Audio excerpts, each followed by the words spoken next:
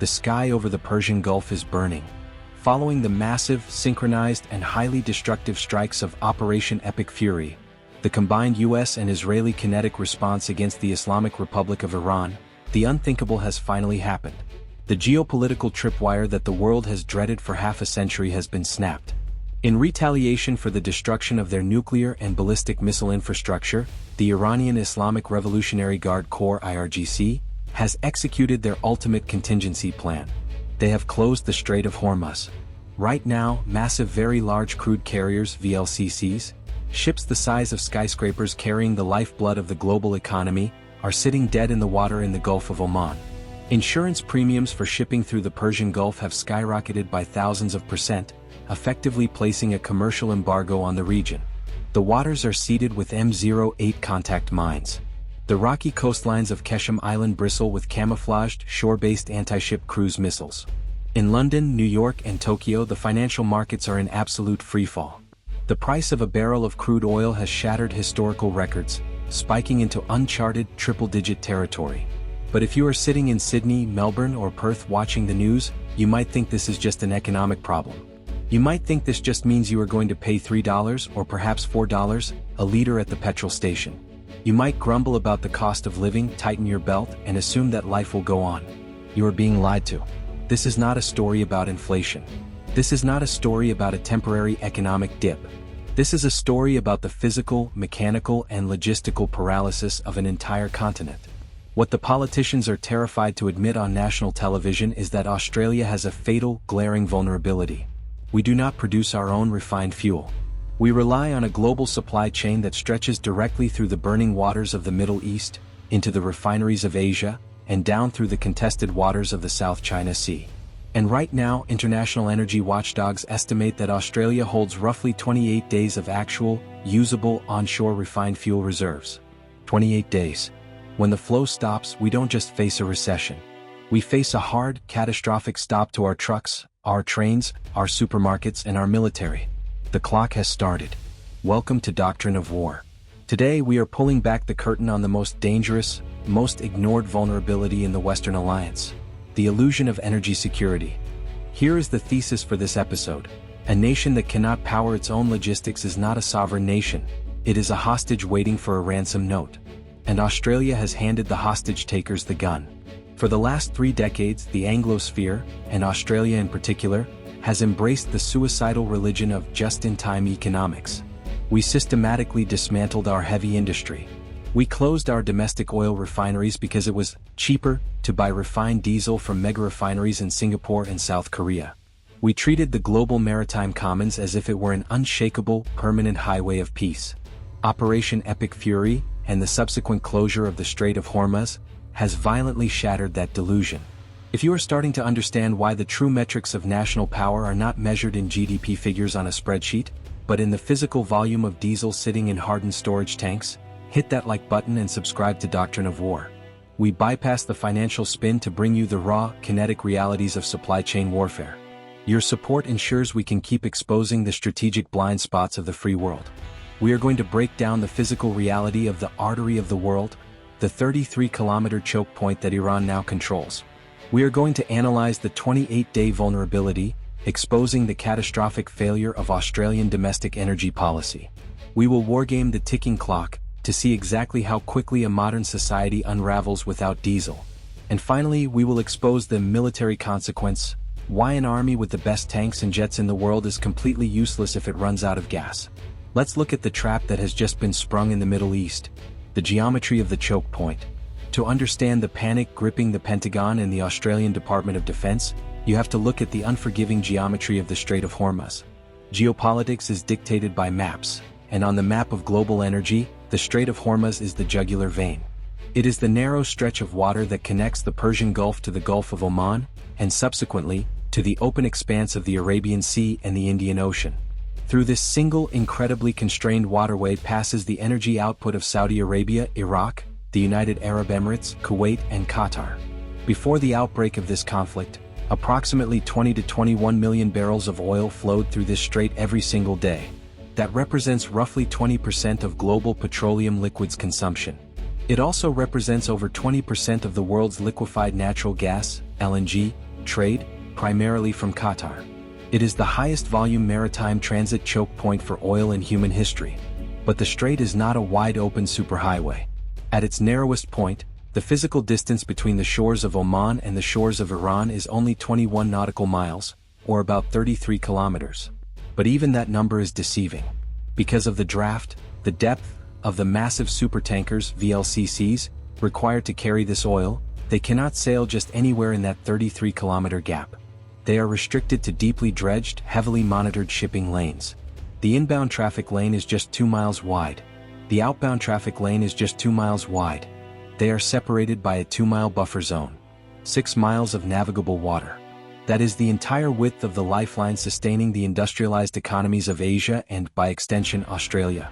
When you confine multi-million-ton, slow-moving, unarmored ships into a 2-mile-wide corridor, you strip away their primary defense, the ability to maneuver. They become sitting ducks. And the Iranian military has spent the last 40 years explicitly designing an armed force to exploit this exact vulnerability. The asymmetric blockade. The Iranian military does not need to possess a blue-water navy to close the Strait of Hormuz. They do not need aircraft carriers or Aegis destroyers. They rely on the brutal effectiveness of asymmetric anti-access/area denial, A2/AD, warfare. In the aftermath of Operation Epic Fury, the IRGC has unleashed this arsenal. First, the geography of the northern shore, the Iranian side, is mountainous, rocky, and heavily cave-riddled. Hidden inside these caves, mounted on highly mobile transporter erector launchers, TELs, are thousands of anti-ship cruise missiles. Systems like the Noor, the Gator, and the Nasser. These missiles do not need a long range. They only need to fly 20 kilometers to hit a tanker in the shipping lane. They can be rolled out of a cave, fired in seconds, and hidden away before American aircraft can target the launch plume. Second, the IRGC Navy operates a swarm fleet of hundreds of heavily armed fast inshore attack craft, FIAC. These speedboats, armed with heavy machine guns, unguided rockets, and lightweight anti-ship missiles, employ swarm tactics. They are designed to overwhelm the point defenses of a solitary warship or violently harass civilian tankers, turning the strait into a chaotic, lethal hornet's nest. Third, and perhaps most terrifying, is the invisible threat: sea mines. Iran possesses a massive stockpile of advanced influence mines and older, robust contact mines.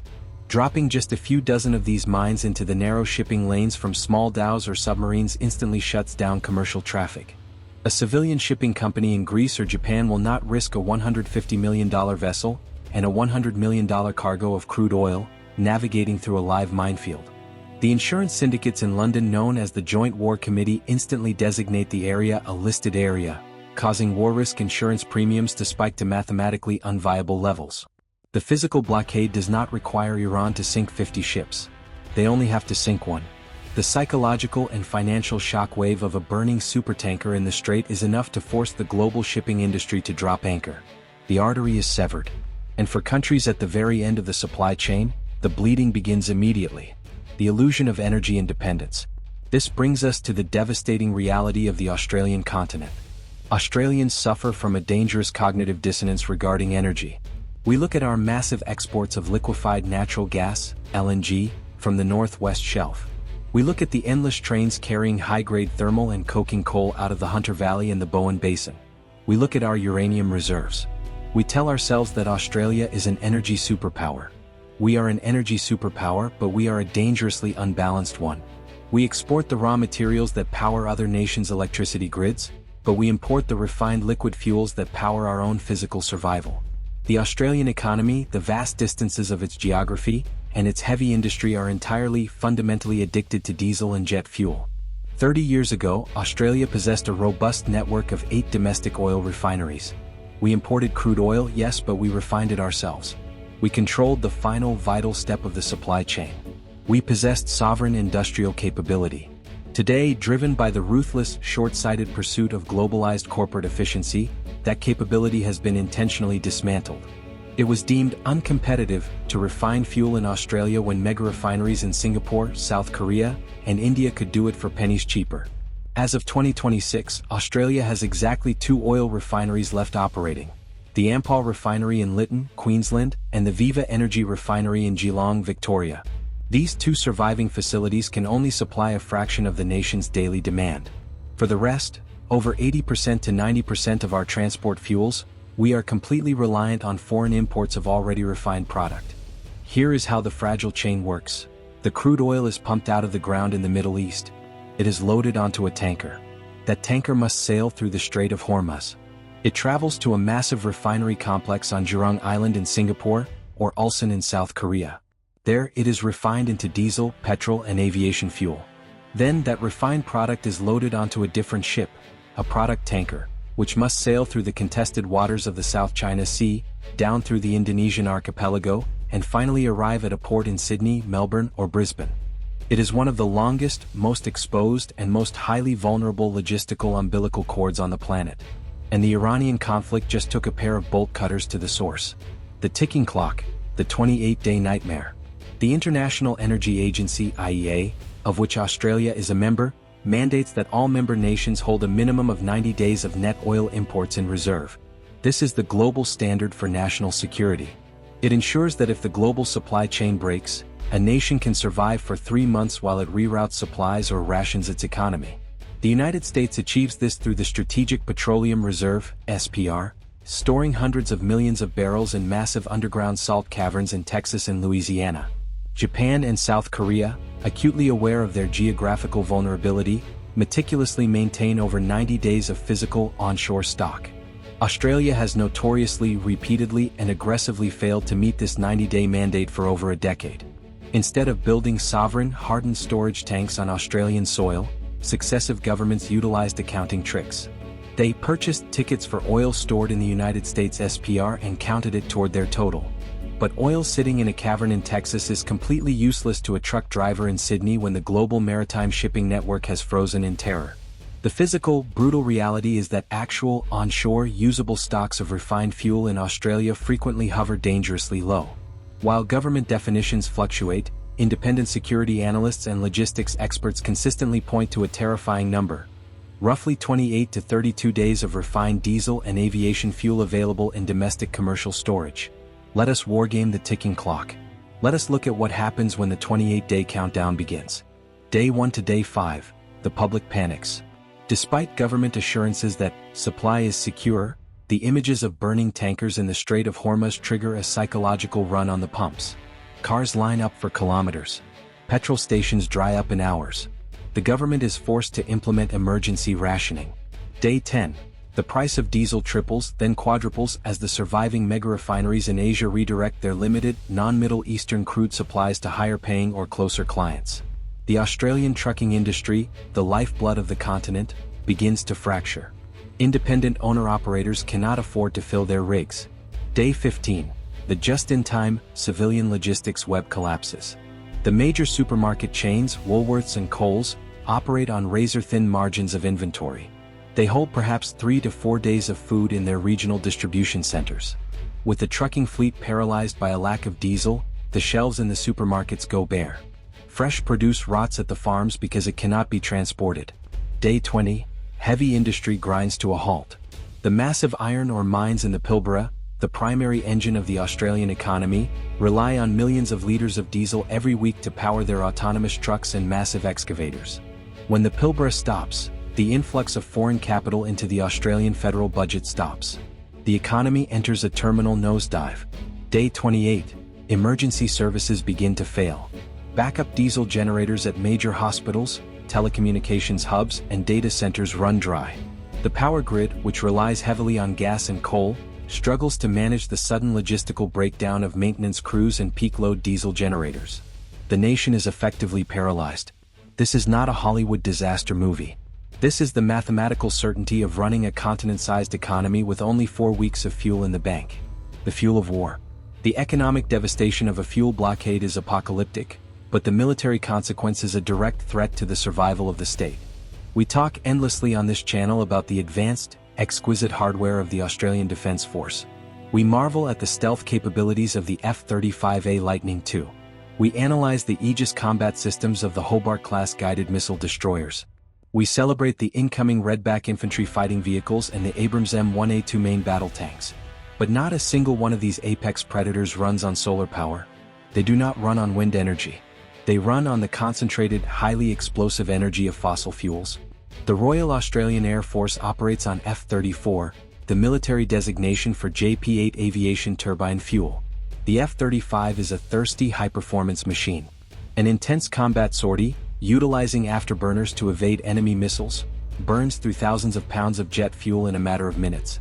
Without an unceasing massive river of F-34, the RAF is grounded. The skies over northern Australia are left wide open. The Royal Australian Navy operates on F-76 marine diesel. A single Hobart-class destroyer requires massive bunkers of this specialized fuel to keep its gas turbines spinning, powering not just its propulsion, but the massive electrical load required by its phased array radars and combat computers. Yes, the AUKUS agreement will eventually deliver nuclear-powered attack submarines, the SS and AUKUS, which never need refueling. But a navy cannot operate with submarines alone. The submarines require surface escorts, anti-submarine frigates, and massive logistical supply ships like the HMAS Supply, all of which burn F-76. The Australian Army is a mechanized heavy force. The Abrams tank uses a gas turbine engine that measures its fuel efficiency in gallons per mile, not miles per gallon. The logistics trucks, the Bushmasters, the Boxer combat reconnaissance vehicles, they all require a continuous logistical tether of diesel. In a high-intensity war, the fuel consumption of a modern military is staggering. During major exercises like Talisman Sabre, the ADF and US forces consume tens of millions of liters of fuel in just a few weeks of simulated combat. If the civilian economy of Australia is running out of fuel in 28 days during peacetime, how long does the ADF last when it is surged to a war footing? The military holds its own strategic reserves, managed by the Joint Logistics Command. But these reserves are finite. If the commercial supply chain from Singapore is severed because there is no crude coming from the Middle East, the ADF's strategic reserves will drain with terrifying speed. The multifront paralysis. This brings us to the ultimate strategic nightmare, the multifront war. Beijing is watching the chaos in the Middle East with intense, calculating interest. The Chinese Communist Party has studied Western vulnerabilities for decades. They know exactly how fragile the Allied supply chains are. If the United States and Israel are heavily engaged in a protracted, violent conflict against Iran and its proxy network, the U.S. military logistics chain will be stretched to its absolute breaking point. American tankers, ammunition ships, and supply lines will be prioritized to support the Mediterranean and the Persian Gulf. This creates a massive window of opportunity in the Indo-Pacific. If China decides that this is the moment to initiate a blockade of Taiwan, or to aggressively seize disputed territories in the South China Sea, the free world faces a catastrophic two-front crisis. In this scenario, Australia is supposed to act as the southern node, the untouchable fortress, the strategic sanctuary where U.S. bombers can stage from the Northern Territory and Allied navies can repair and resupply. But if Australia has no fuel, the fortress is useless. If the RAF cannot fly its P-8 Poseidon maritime patrol aircraft because the aviation fuel tanks at RAF base Tyndall are dry, Chinese nuclear submarines can slip through the Indonesian archipelago undetected. If the Australian Navy cannot deploy its frigates because the commercial tankers from Singapore have stopped arriving, the northern approaches to the continent are left undefended. Australia effectively removes itself from the geopolitical chessboard. We become a spectator in our own region, paralyzed not by enemy bombs, but by a lack of diesel. We built a world-class, technologically advanced military, and we forgot to secure the gas station. The sovereign fix. The closure of the Strait of Hormuz following Operation Epic Fury is the final, undeniable wake-up call. The era of globalization, where we trusted the invisible hand of the free market to deliver critical security assets, is dead. If Australia is to survive the tumultuous, violent decades ahead, a massive, immediate and ruthless pivot to sovereign resilience is required. We cannot rely on accounting tricks and oil stored in caverns in the United States. We must build massive, hardened, onshore strategic petroleum reserves, located not just in the major cities, but distributed securely across the north and the west of the continent. The two remaining oil refineries, Lytton and Geelong, must be designated as critical national security infrastructure. They must be protected, subsidized if necessary, and modernized to ensure that whatever crude oil Australia can secure can be refined domestically. We must never allow the final capacity to create our own diesel to be offshored. Furthermore, the West must accelerate the development of synthetic fuels and advanced domestic energy production that does not rely on the Middle East. If we cannot guarantee the sea lanes, we must guarantee the chemistry. The wake-up call. The war in the Middle East has proven that the global economy is a house of cards, and the Strait of Hormuz is the foundation. For too long, Australian politicians and economic planners treated the supply of liquid fuel as an afterthought, an inconvenience handled by foreign corporations. They prioritized cheap prices over national sovereignty. They ignored the warnings of military logisticians and strategic realists. Now the bill has come due. The 33-kilometer choke point between Oman and Iran has the power to dictate the fate of a continent 10,000 kilometers away. The 28-day countdown is a sword hanging over the head of the Australian economy and the operational capacity of the Australian Defence Force. We have the best troops. We have the best platforms. We have the deepest alliances. But none of it matters if the engines won't start. The West is learning a brutal lesson in the mathematics of survival. Logistics is not just a branch of warfare, it is the prerequisite for existence. Thanks for watching Doctrine of War. Do you believe the Australian government needs to immediately mandate the construction of massive onshore fuel reserves, regardless of the cost? Or is the globalization of the energy market still the safest bet? Let us know your tactical assessment in the comments below. Stay sharp, stay resilient, and we'll see you in the next one.